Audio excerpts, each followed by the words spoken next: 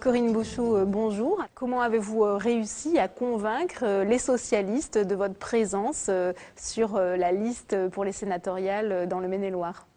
Alors pour vous dire les choses franchement, j'avais tout à fait conscience d'être une anomalie statistique. Et nos amis socialistes nous l'avaient d'ailleurs fait bien sentir, puisque j'avais été investie au plan local par mon parti, consolidée au plan national par mon parti. Et au moment où l'accord devait être consolidé, nos amis socialistes ont eu cette boutade assez intéressante en disant « on aimerait une élue déjà élue du monde rural ». Et vous nous proposez une pas élue du monde urbain. Pour moi, le défi était de montrer aux élus locaux que je comprenais leurs problématiques et que j'avais, moi, une autre expérience qui me rendait légitime. Et ça a fonctionné. 30 ans d'expérience dans le monde associatif, plus une mission d'enseignement pendant 10 ans et d'avoir été dans l'éducation nationale chef d'établissement, les élus ruraux ont dit « vous connaissez les mêmes problèmes que nous et vous connaissez nos problèmes ». Donc finalement, je dirais peut-être que j'ai eu de la chance, arithmétiquement sûrement, mais je pense que ça a été une campagne extrêmement formatrice pour moi. Qu'est-ce qu'on ressent quand on arrive ici au Sénat? Est-ce que c'est une maison qu'il faut dépoussiérer, une maison vieillissante? Alors la première, tout le monde le dit, donc on peut le répéter, mais c'est le côté un petit peu majestueux, fastueux des locaux. Moi, c'est vrai que j'ai vraiment eu l'impression d'arriver à Versailles.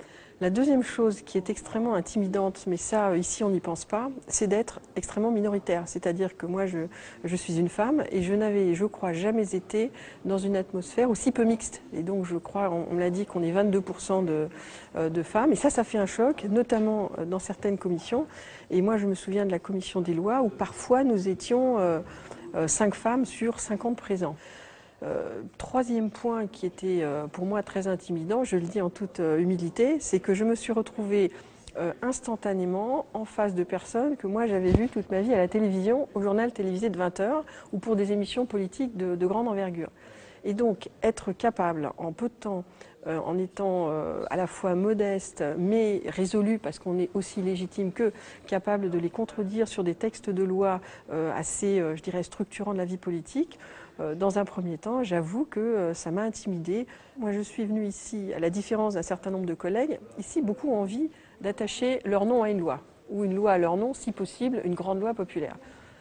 Et moi, je suis arrivée en me disant qu'on vote trop de lois ici, il y a trop de lois, on ne les applique pas assez. Donc moi, tout mon travail à la commission des lois a plutôt été d'empêcher des lois inutiles ou des lois jugées non opérantes, plutôt que de voter des lois en plus.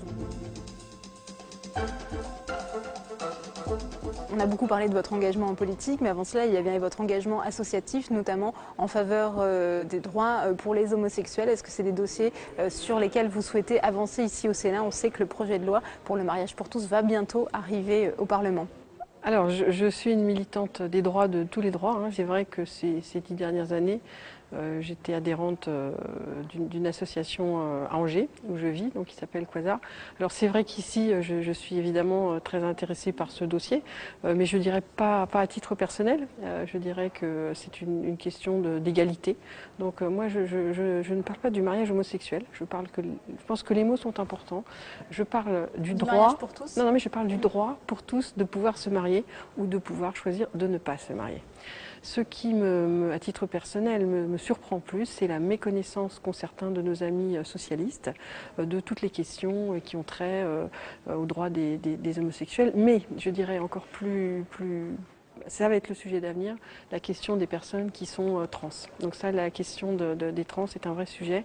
Il y a une méconnaissance de ces thématiques ici. Et là, pour le coup, je pense qu'il y a un vrai travail de pédagogie à faire, qu'on essaie de faire chacun dans nos commissions. Bon, moi, je suis à la commission culture et c'est un vrai sujet. Je pense que parfois, le Sénat est très en avance, mais sur ces questions-là, je pense que le Sénat n'est pas en avance sur la société civile où, je dirais ma foi, depuis très longtemps, ces questions sont acceptées et ne font plus problème. Comment imaginez-vous, Corinne Bouchoux, le Sénat du futur? Est-ce qu'il doit évoluer? Ce que j'espère pour dans 20 ans, c'est un Sénat avec un groupe écologiste fort et pourquoi pas un jour un ou une Premier ministre écologiste et pourquoi pas un ou une Président de la République écologiste.